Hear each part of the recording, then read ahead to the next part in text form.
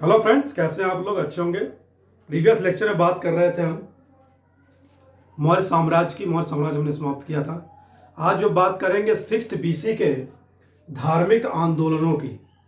ठीक है, उनके क्या कारण थे, कौन कौन से धर्म 6th BC में उद्भव हुआ धर्मों का, और कौन से महत्वपूर्ण धर्म आज भी क्या है विद्यमान है भारत में। ओके,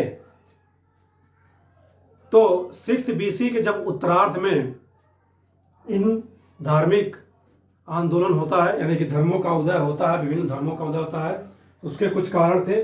क्या कारण थे?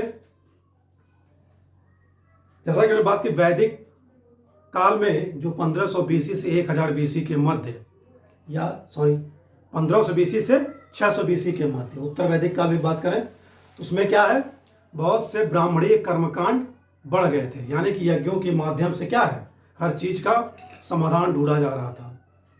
ठीक है, तो वैदिक कर्मकांड कहें या ब्राह्मणीय कर्मकांड कहें, बहुत ज़्यादा बढ़ गए थे, जिसकी वजह से क्या थी, जनता बहुत ही दुखी थी, यानी कि रोष उत्पन्न था, उसमें असंतोष था। ठीक है, उनके पास ऑप्शंस भी नहीं थे और किसी धर्म में जाने का। तो 6th BC के उत्तरार्ध आते आते, ठीक है, वैदिक कर्मकांडों में काफ़ी वृद्धि हो गई थी। तो एक ये कारण था कि अन्य लोगों द्वारा क्या है, अन्य महत्वपूर्ण धर्मों का क्या उदय हुआ। ठीक है, दूसरी जो बात करें, जाति व्यवस्था। जाति व्यवस्था यानी कि जो वैदिक काल में, उत्तर वैदिक काल में वर्ण व्यवस्था थी, वो अब क्या है, जाति व्यवस्था में परिवर्तित हो गई थी। ओके, यानी और इसमें भी क्या है, ब्राह्मण क्षत्रिय वैश्य शूद्र, इसमें भी शूद्रों की स्थिति क्या सबसे खराब थी, दयनीय हो गई थी 6th BC तक आते आते। ओके, और जाति व्यवस्था स्थापित होने के कारण इसमें सबसे ज़्यादा फायदा किसको हुआ, वीरेंद्र सर के कास्ट को हुआ, वैश्य वर्ग को। आप जब देखेंगे 6th BC में, तो एक से एक बड़े बड़े क्या हैं, सेठ हैं जो विहार दान में देते हैं, अभी कुछ आएंगे इसमें। ठीक है, हालांकि वो तीसरे नंबर पे था, लेकिन उनकी स्थिति काफ़ी अच्छी हुई। और ट्रेड की बात करें, जब व्यापार बढ़ता है, कृषि अर्थव्यवस्था बढ़ती है, तो इसमें क्षत्रियों को भी ज़्यादा व्यापार फायदा होता है। कैसे? ज़्यादा व्यापार होगा तो ज़्यादा टैक्स मिलेगा, ज़्यादा टैक्स मिलेगा तो क्या है, साम्राज्य विस्तार में वो पैसा क्या है, काम में आएगा। ओके, जाति व्यवस्था के अनुसार बात करें तो जो ब्राह्मण हैं वो सबसे ऊपर थे। तो इस समय 6th उत्तरार्ध आते आते 6th BC के ब्राह्मण और क्षत्रियों में क्या है, पहले स्थान पर जाने का क्या है, होड़ लग जाती है कि कौन सबसे ज़्यादा श्रेष्ठ है। ओके, तो ब्राह्मण और क्षत्रियों के बीच संघर्ष होने लगता है, कौन ज़्यादा श्रेष्ठ है। तो जाति व्यवस्था में की वजह से इन धार्मिक आंदोलनों का उद्भव होता है। तीसरा जो कारण है मेन, कि उत्तर वैदिक काल में क्या है, लोहे की खोज हो गई, और 6th BC आते आते पूरा लोहे का उपकरण बनने शुरू हो गए, जंगलों की सफाई हो गई, क्या है, कृषि कार्य शुरू हो गया। यानी कि पहले नंबर पर कृषि आ गया। जहां हमने बात की थी वैदिक काल, उत्तर वैदिक काल में पशुपालन पहले स्थान पे था। चूंकि कृषि में क्या था, पशुओं का ज्यादा प्रयोग होता था। ठीक है, बैल का, खेत जुताई में, व्यापार करने जा रहे हैं बैलगाड़ी में क्या है, सामान लेके जा रहे हैं। लेकिन वैदिक कर्मकांडों में क्या था, पशुओं की बहुत ज्यादा बलि दी जाती थी, घोड़ों की भी बलि दी जाती थी, सांडों के भी, ठीक है, गायों की भी। तो जो कृषि, अब जो 6th BC के उत्तरार्ध में जो कृषि आधारित अर्थव्यवस्था बनी, उसमें पशुओं की बहुत ज़्यादा आवश्यकता थी। लेकिन वैदिक कर्मकांड में क्या था, पशुओं की बहुत ज़्यादा बलि होने के कारण कृषि को प्रभावित कर रही थी, यानी कि हिंसा को ज़्यादा प्रभावित कर रही थी। इससे कृषि को क्या है, नुकसान हो रहा था। इसलिए लोग क्या है, ये जो अहिंसावादी जितने भी धर्म हैं, ये सारे के सारे क्या है, अहिंसावादी, इसकी तरफ क्या हुए, आकर्षित हुए। ठीक है, तो ये 3 मेनली कारण थे 6th BC के में धार्मिक आंदोलनों की। ठीक है, तो कुछ महत्वपूर्ण धर्म हैं जो आज भी विद्यमान है भारत में, और भारत के बाहर भी विद्यमान है बौद्ध। तो इसमें सबसे मेन कौन सा है, बौद्ध धर्म, फिर जैन धर्म, वैष्णव धर्म, शैव धर्म और शाक्त धर्म। शाक्त यानी शक्ति, यानी कि दुर्गा जी, ठीक है, माता दुर्गा। इसकी बारी बारी बात करेंगे हम। और ये जो धर्म है, अन्य धर्म, ये क्या है, अब उसी समय लुप्त हो चुके थे भारत से, जैसे भौतिकवादी यानी कि अजीत केश कम्बलिन इसके प्रतिपादक थे, अजीत केश कम्बलिन। और एक भौतिकवादी थे पकुद कात्यायन, उनका भी नाम मिलता है भौतिकवादी में। ठीक है, दोनों नाम याद रखेंगे, भौतिकवादी। घोर अक्रियावादी कहें या अक्रियावादी कहें, इसके प्रतिपादक कौन थे? पूरण कश्यप। अनिश्चयवादी संजय पुत्र वेठली, ठीक है, संजय पुत्र वेठली या संजय वेठली पुत्र जो भी है। बहुरतवादी जवाली थे। जवाली कौन थे? महावीर जैन का दामाद था जवाली। ठीक है, इसने भी एक धर्म चलाया था, बहुरतवादी।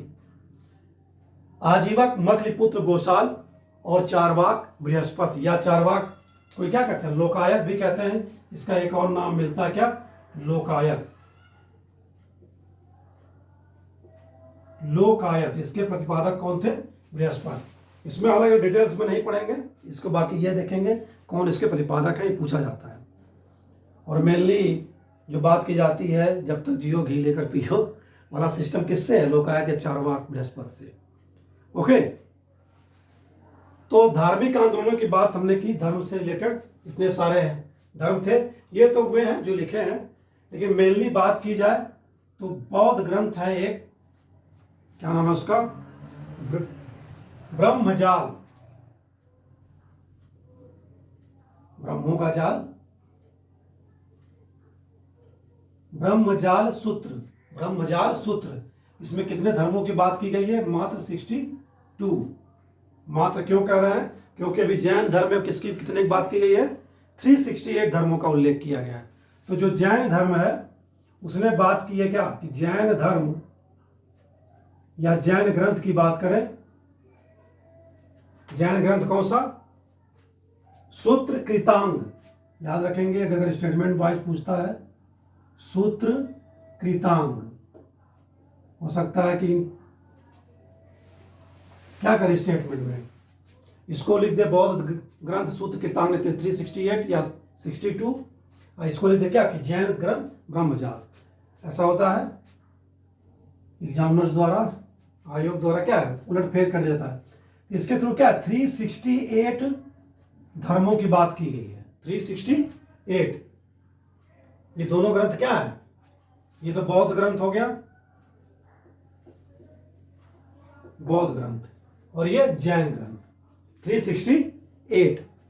ओके, ये तो बात हो गई हमारी धार्मिक आंदोलन के कारण और कुछ धर्मों की। ठीक है, शुरुआत करते हैं पहले धर्म बौद्ध धर्म से। बौद्ध धर्म यानी बुद्ध का धर्म, बुद्ध यानी ज्ञान। ठीक है, बुद्ध का अर्थ होता है ज्ञान। तो बौद्ध धर्म का संस्थापक, पढ़ते आ रहे होंगे बचपन से, कहानी हमने पढ़ी है बुद्ध के बारे में। संस्थापक कौन थे? गौतम बुद्ध। ठीक है, या उनका बचपन का नाम क्या था? अन्य नाम में बात करें सिद्धार्थ। ठीक है, गौतम बुद्ध। गौतम बुद्ध का जन्म 563 बीसी लुम्बिनी में होता है, जो नेपाल का जो तराई बॉर्डर है, उत्तर प्रदेश का सिद्धार्थ नगर जिला क्या बॉर्डर शेयर करता है लुम्बिनी से। ओके, वहां पर हुआ। कपिल वस्तु भी नाम मिलता है उसका, कपिल वस्तु। तो लुम्बिनी में 563 बीसी या कहीं कहीं 566 बीसी भी प्राप्त होता है गौतम बुद्ध के जन्म का। गौतम बुद्ध का जो जन्म लुम्बिनी में हो गया। पिता कौन थे? पिता का नाम था शुद्धोदन। हमने 10 स्वायत्त क्षेत्रों की बात की थी जब पढ़ रहे थे हम लोग। ठीक है, 6th बीसी में महाजनपदों में, तो उसमें शाक्य गणराज्य भी था, शाक्य कुल भी था एक। शुद्धोदन उसके क्या थे? प्रमुख थे। कपिल वस्तु साइड में, ठीक है, लुम्बिनी साइड शाक्य कुल। माता महामाया कोलीय गणराज्य की थी। ठीक है, कोलीय गणराज्य। और पत्नी यशोधरा, ये भी शाक्य कुल की थी। यशोधरा का और भी नाम मिलते हैं, जैसे गोपा बिंबा और भद्रकच्छा। गोपा बिंबा और भद्रकच्छा किसके नाम मिलते हैं? यशोधरा, इनकी पत्नी का। पुत्र का नाम राहुल भी था, बेसिक से हम लोग जान रहे हैं। ठीक है, और इनकी मृत्यु कब होती है? 483 बीसी में कुशीनगर में। मृत्यु कुशीनगर में होती है। लेकिन जो इनका शिष्य था जिसकी बात की जाती है, चुंद, शिष्य कौन था? शिष्य चुंद, ठीक है, कहा था? पावा में। मल्लों के दो राज्य थे, दो स्वतंत्र क्षेत्र थे, एक कुशीनगर में, एक कहां पर? पावा में। तो शिष्य कहां था? ये पावा में, ठीक है। यहीं पर क्या है, इसके द्वारा एक भोजन सामग्री दी जाती है, खाद्य पदार्थ दिया जाता है बुद्ध को खाने के लिए। क्या नाम था उसका? पूछा जाता है नाम, सुकर माधव, सुकर माधव भोज सामग्री। इसको खाने से क्या होता है? बुद्ध को अतिसार हो जाता है, अतिसार रोग। कर तो नहीं रहा है?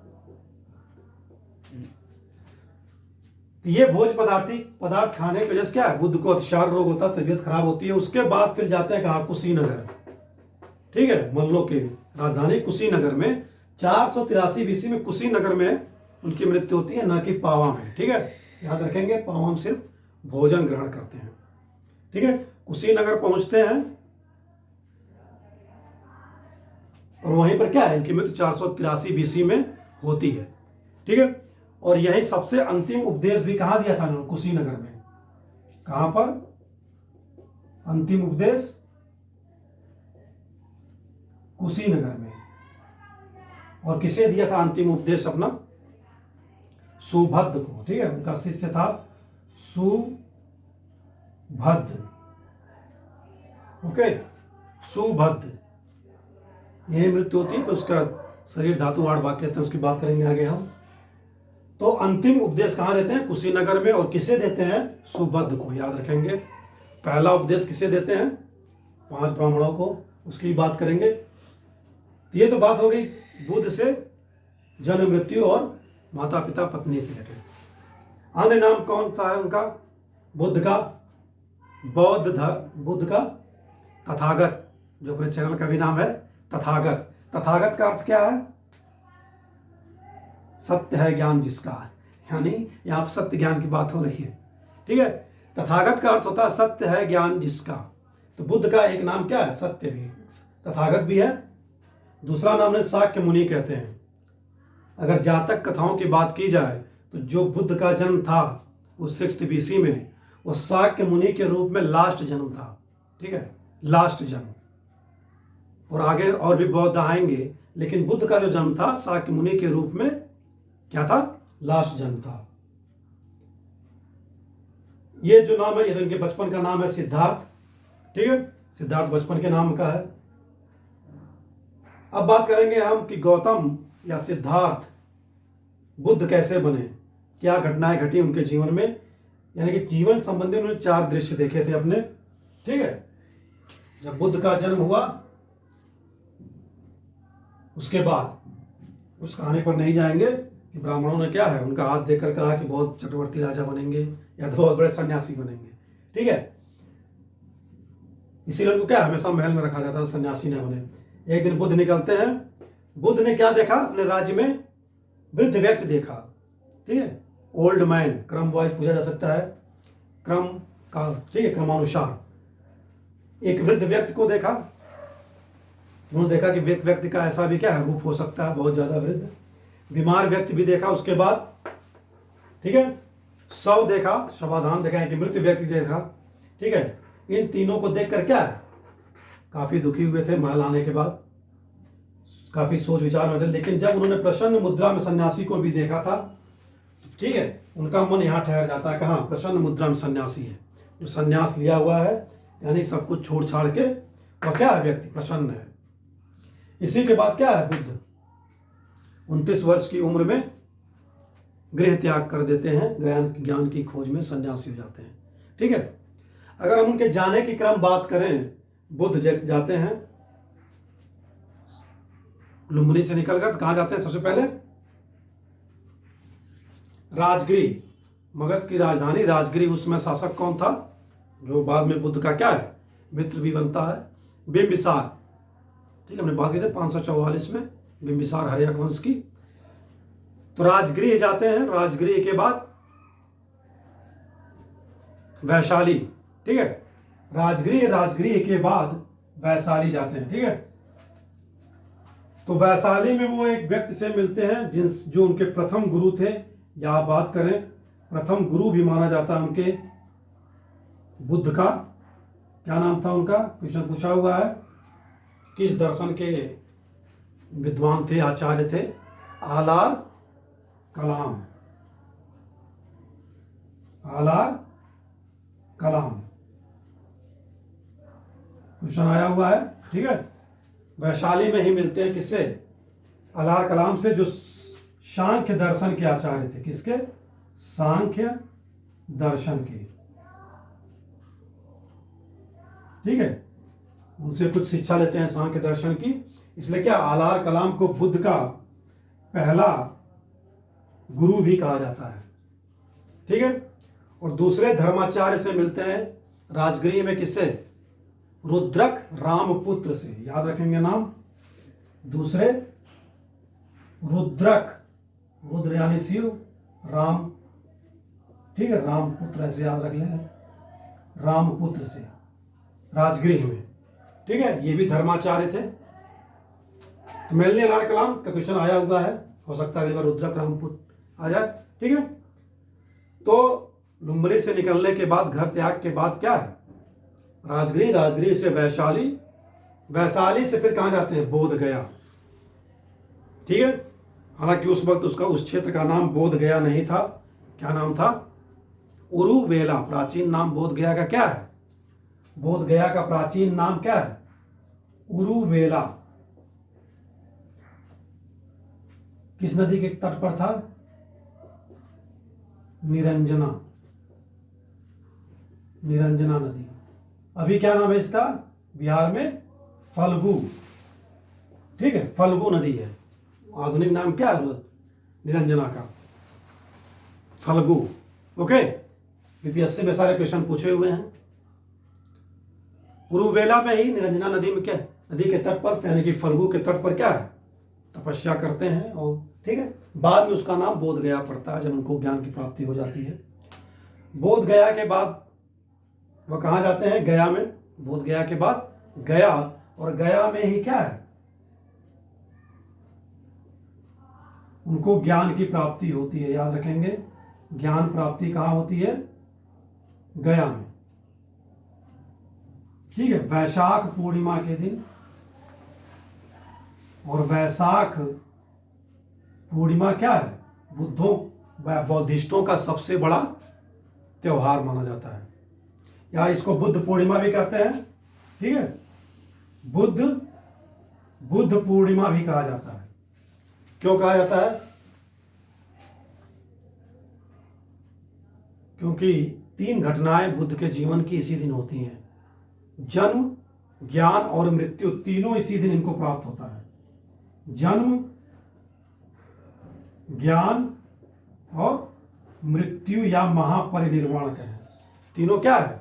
बुद्ध पूर्णिमा के दिन ही बुद्ध के जीवन की घटनाएं जो घटित होती हैं, ठीक है। इसलिए बौद्धिस्टों के लिए सबसे बड़ा त्योहार क्या है? वैशाख पूर्णिमा या बुद्ध पूर्णिमा, ओके, ठीक है। जब वो बोध गया में थे तो क्या था? वहां के जो सेनानी था बोध गया का, उसकी पुत्री थी सुजाता, उसने भोज पदार्थ खिलाया, जिसकी वजह से वहां 5 ब्राह्मण जो पहले से तपस्या कर रहे थे, नाराज होकर कहां चले जाते हैं? सारनाथ। हालांकि नाम तो कहीं पूछा नहीं 5 ब्राह्मणों का, जान लेता है। भद्दी और कौन? आज, या वो आज, वड़, कौडिन्य और अस्सज, वो नाम थे, लेकिन याद नहीं है, पूछे नहीं जाते, ठीक है। कौडिन्य, भद्दी, आज, वण और अस्सज, ठीक है। इसके बाद बुद्ध द्वारा क्या है? फिर सारनाथ जाते हैं। सारनाथ पे क्या है? अपना प्रथम उपदेश देते हैं। अभी हम बात करेंगे इसमें, ठीक है। प्रथम उपदेश देते हैं इन्हीं 5 ब्राह्मणों को, ठीक है। सारनाथ, सारनाथ का पूरा नाम ऋषिपत्तनम, प्रीवियस लेक्चर में बात की थी हमने, या मृगदाव भी कहते हैं, ठीक है। तो इन्हीं 5 ब्राह्मणों को प्रथम उपदेश देते हैं, जो क्या कहा जाता है? धर्म चक्र प्रवर्तन, यानी कि धर्म का चक्र बदल रहा है, ब्राह्मण धर्म से अब किधर शिफ्ट होगा? बौद्ध धर्म साइड। धर्म चक्र प्रवर्तन, ओके। हालांकि इसके बाद और भी कहानियां हैं। वहाँ के बाद वाराणसी जाते हैं, ठीक है। और अपना पहला वर्षा काल कहाँ मन बिताया था उन्होंने? वाराणसी में, याद रखेंगे, यूपी स्पेशल। अपना पहला वर्षा व्यतीत किया क्या था? वाराणसी में। ओके, नेक्स्ट बात करें, ये तो बात हो गई जीवन संबंधी उनकी 4 घटनाएं। अभी हमने देखा क्या कि किस तरह घर से निकलकर और महापरिनिर्वाण तक जाते हैं 483 BC तक। उन घटनाक्रमों को अलग अलग नाम दिया गया बौद्ध साहित्य में। जब वो घर से त्याग करते हैं तो उसको क्या कहते हैं? महाभिनिष्क्रमण। निष्क्रमण मतलब क्या होता है? जाना। या प्रीवियस में बात किया था निष्क्राम्य कर की बात की थी हमने मौर्य साम्राज्य में, यानी कि निर्यात करना, निर्यात कर। निष्क्राम्य क्या था मौर्य साम्राज्य में? निष्क्रमण, वो निर्यात कर, ठीक है। तो निष्क्रमण मतलब निकलना ही होता है। तो घर त्याग घटना को क्या कहते हैं? महाविनिष्क्रमण। और जिस दिन ज्ञान प्राप्ति होती है उसको क्या कहते हैं? संबोधि। बोधि मतलब क्या? संबोधि। प्रथम उपदेश जो उन्होंने दिया सारनाथ या ऋषिपत्तनम में, उसको क्या क्या गया? धर्म चक्र प्रवर्तन और समाधि को महापरिनिर्वाण यानी कि मोक्ष की प्राप्ति हो गई, ठीक है। सारनाथ का पुराना नाम क्या? अलेक्जेंडर कनिंघम क्या बताते हैं? सारंगनाथ, यानी जो शिव के रूप में है। सारंगनाथ नाम था, बाद में धीरे धीरे सारनाथ हो गया हुआ। और सारनाथ में सारंगनाथ का एक मंदिर मिलता है जिसके आधार पर क्या है? अलेक्जेंडर कनिंघम सारनाथ का संबंध किससे बताते हैं? कि सारंगनाथ नाम था पहले इसका। ओके, ये तो 4 घटनाएं हो गई उनके जीवन की, ठीक है। कुछ बात करें जैसे उनकी कुछ घटनाएं होती है, जैसे जन्म घटना को क्या प्रतीक माना जाता है? कमल और सांड को क्या माना जाता है? बुद्ध के जन्म घटना का प्रतीक, ठीक है। जन्म का प्रतीक क्या है? कमल और सांड। गृह त्याग का, जो गृह त्याग करते हैं उसको क्या माना जाता है? प्रतीक घोड़ा माना जाता है। घोड़ा किस चीज का प्रतीक है? बुद्ध के घर त्याग का, गृह त्याग का। और ज्ञान से संबंधित प्रतीक क्या है? पीपल का वृक्ष, उसी के नीचे ज्ञान प्राप्त किए थे, याद रखेंगे। ये भी मिलाने के लिए आते हैं, पीपल वृक्ष या बोधि वृक्ष कह सकते हैं, ठीक है। निर्वाण उनके पद चिन्ह से रिलेटेड है, या मृत्यु स्तूप कह सकते हैं। स्तूप किसका प्रतीक है? उनकी समाधि के या मृत्यु के, ठीक है, मृत्यु के स्तूप। और निर्वाण, निर्वाण क्या है? ज्ञान प्राप्ति या मोक्ष की, यानी तृष्णा की समाप्ति होना क्या है? ज्ञान है, निर्वाण है। और महापरिनिर्वाण मृत्यु है, समाधि है, ठीक है। तृष्णा यानी इच्छा की समाप्ति क्या है? निर्वाण कहा जाता है। यानी उसको पद, उसका क्या है? प्रतीक पद चिन्ह, ठीक है, याद रखेंगे, पद चिन्ह। ये तो बात हो गई बुद्ध के जीवन संबंधी 4 घटनाओं की। अभी हमने बात की राजगिरी जाते हैं, उनके समय के जो शासक थे, जैसे मगध का बिंबिसार, कौशाम्बी का उदयन और कौशल का प्रसेनजीत, इनके क्या थे? मित्र थे। तो उनके द्वारा भी क्या है? कुछ विहार बनवाकर उनको दान में दिया जाता है रहने के लिए या अपना बौद्ध धर्म प्रचार के लिए, ठीक है। तो उसमें जो ये सारे आए हुए क्रिश्चियंस हैं, आगे भी आ सकते हैं। जो पूर्वाराम विहार है या पूर्वाराम है, वह दिया था उनको श्रावस्ती के एक, श्रावस्ती जिले जो श्रेष्ठी था, यानी कि व्यापारी वैश्य वर्ग का, उसकी पुत्री विशाखा द्वारा ये पूर्वाराम या पूर्वाराम विहार क्या है? बनवाकर या खरीद कर बुद्ध को क्या है? दान में दिया गया था विशाखा द्वारा, ठीक है, श्रावस्ती में। और बुद्ध क्या है? सबसे ज्यादा अपने धर्म का प्रचार यहीं करते हैं, और सबसे ज्यादा शिष्य भी क्या है? यहीं पर है, याद रखेंगे, यूपी में है श्रावस्ती। और सबसे ज्यादा पूछा कि सबसे ज्यादा अपना जीवन का वर्षा काल कहाँ व्यतीत किया? तो श्रावस्ती में ही व्यतीत किया था वर्षा काल। सबसे ज्यादा यहीं रहे थे, श्रावस्ती, नेपाल तराई सटा इलाका है उनके लुम्बिनी से, ठीक है। तो सबसे ज्यादा शिष्य श्रावस्ती से ही थी, सबसे ज्यादा धर्म का प्रचार श्रावस्ती में किया, और सबसे ज्यादा जीवन काल यानी वर्षा काल कहाँ बिताया? श्रावस्ती में बिताया, इसी पूवाराम या पूवाराम विहार में, ठीक है, जो विशाखा द्वारा दिया गया था। ओके, नेक्स्ट है वेणु वन विहार। प्रीवियस लेक्चर में बात की थी हमने कि बिंबिसार ने वेणु वन विहार दान में दिया था मगध शासक बिंबिसार, जो उनका अच्छा मित्र था। नेक्स्ट है कुटाग्रशाला विहार,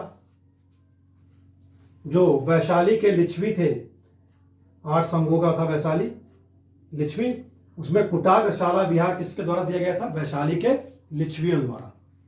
ओके, घोषिताराम विहार कौशाम्बी शासक, जो इलाहाबाद के बाद कौशाम्बी था, उसके शासक उदयन द्वारा, ठीक है, उदयन द्वारा। उदयन या उदयन हर्यक वंश का भी एक शासक है, अजातशत्रु के बाद दोनों दो जगह नाम मिलते हैं, एक है कौशाम्बी में उदयन, ठीक है। तो घोषिताराम विहार उदयन द्वारा कौशाम्बी का शासक दिया गया था दान में, ठीक है। और नेक्स्ट है जेतवन विहार। जेतवन विहार जो दिया गया अनाथ पिंडक द्वारा दिया गया था दान में, या उसको सुदात भी उसका नाम मिलता है कहीं कहीं, अनाथ पिंडक। तो ये 5 विहार हैं जो बुद्ध को दान में प्राप्त हुए थे। ओके, ये तो बात हो हमारे बुद्ध को दान में प्राप्त विहार से। बुद्ध के शिष्यों की बात करें तो बुद्ध के शिष्यों में जो सबसे मेन शिष्य थे, प्रधान शिष्य या मुख्य शिष्य की बात करें, सारिपुत्र, ठीक है, और मोगदलायन, उपाली, आनंद, ठीक है, अभय। हास्क बौद्ध धर्म से रिलेटेड करंट अफेयर्स की आज की बात करें, आज के पेपर में है 23 अगस्त को, क्या कि थाईलैंड में कुछ क्या है, इनके जो प्रधान शिष्य हैं सारिपुत्र,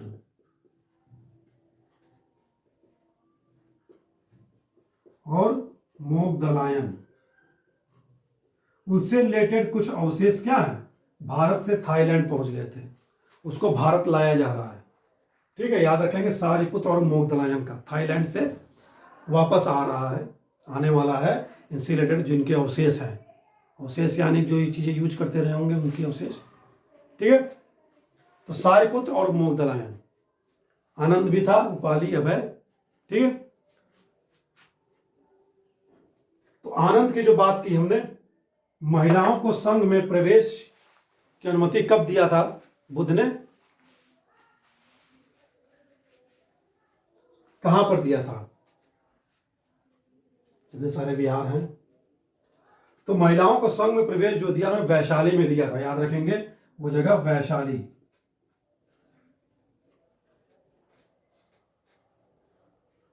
और किसके कहने पे? आनंद के कहने पर। आनंद उनका काफी प्रिय शिष्य था। और सबसे पहला प्रवेश कौन पाया था महिलाओं में संघ में प्रवेश? बुद्ध की मौसी गौतमी प्रजापति। क्या नाम था? गौतमी, क्योंकि गौतम इनका क्या है, गोत्र है, गौतम बुद्ध या गौतमी प्रजापति, ठीक है। तो सबसे पहली महिला थी गौतमी प्रजापति, इनकी मौसी। हालांकि बाद में इनकी माता, इनकी पत्नी भी क्या है, इनकी शिष्या बनती हैं, लेकिन प्रथम प्रवेश मौसी ही पाती हैं, ठीक है। आनंद,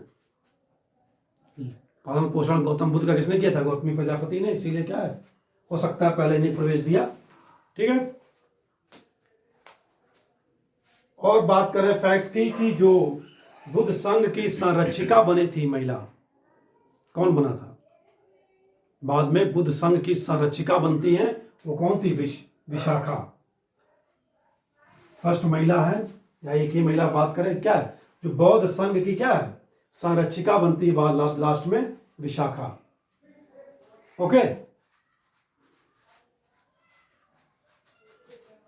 और क्या फैक्ट्स बच गए? ये तो सामान्य परिचय की बात कर रहे थे, बाकी कल हम बात करें क्या, दर्शन वर्शन की, ठीक है।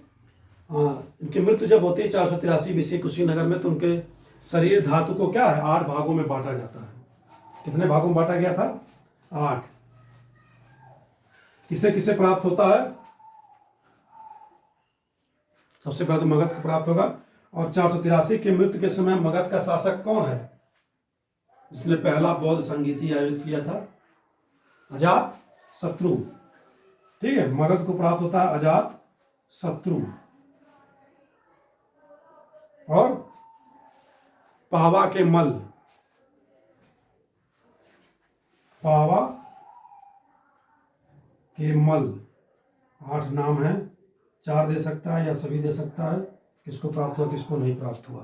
ठीक है, और अपना खुद का कुल शाक्य कुल, पिताजी के नाम शाक्य। ठीक है, लिच्छवियों को मिलेगा, वैशाली के लिच्छवी, 1 2 3 4 हो गए। और 4 कौन से हैं? वैशाली के लिच्छवी,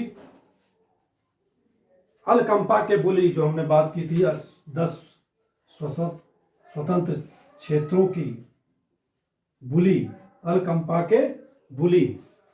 ठीक है, और वेठ द्वीप के ब्राह्मण, यानी कि ब्राह्मणों को मिला था वेठ द्वीप के ब्राह्मण, वेठ द्वीप के ब्राह्मण।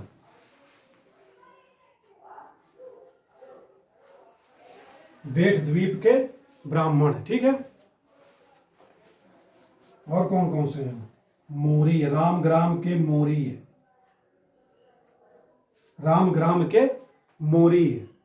ठीक है, और उनकी माता का जो घर था ननिहाल कोली है। ठीक है, कोली गणराज की थी माता, तो किस कोली है। ठीक है, कि ये 8 राज्य हैं जो क्या है, बुद्ध के शरीर का 8 भाग करते हैं और अपने अपने क्या क्षेत्रों में ले जाते हैं, स्तूप बनवाते हैं। ठीक है, ये नाम याद रखेंगे। मगध तो रहेगा ही, पावा के मल, शाक्य उनका अपना, कोली उनकी माता का घर। ठीक है, लिच्छवी, मोरी, वेठ द्वीप के ब्राह्मण भी हैं, और अलकंपा के बुली। ये क्या है, शरीर का उनके 8 पार्ट किया जाता है। शरीर धातु, शरीर का क्या आता है? शरीर धातु क्या होता है? शरीर धातु का है ना। तो ये तो बात हो गई आज हमारे धार्मिक आंदोलनों से रिलेटेड, जो हमने बात की बौद्ध धर्म से रिलेटेड, एक सामान्य परिचय। कल बात करेंगे बौद्ध धर्म से रिलेटेड। आज के लिए इतना ही। नमस्कार, thanks for watching the video.